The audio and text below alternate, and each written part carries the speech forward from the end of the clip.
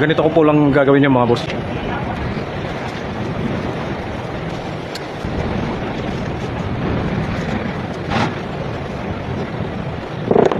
Kaya po straw ginamit ko mga boss. Tingin ko kasi mas madaling gumawa dito ng paghati-hati. Ito na po yung kalahati niya mga boss. Mas madali po kasi siyang paghati-hatiin mga bossing.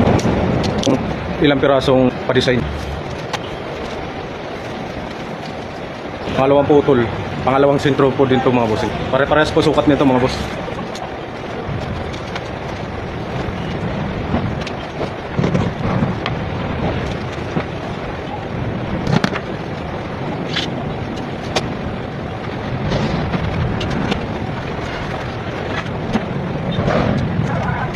Tapos hatiin ko pa po ulit mga boss. Pangatlong hati.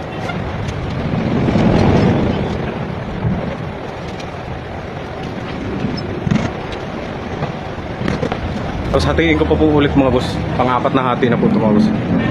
Ito na po yung final niya mga boss.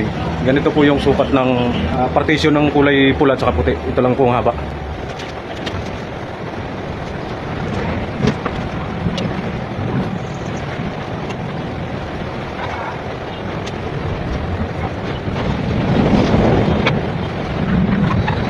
So yun po yung pagkahati-hati natin mga boss.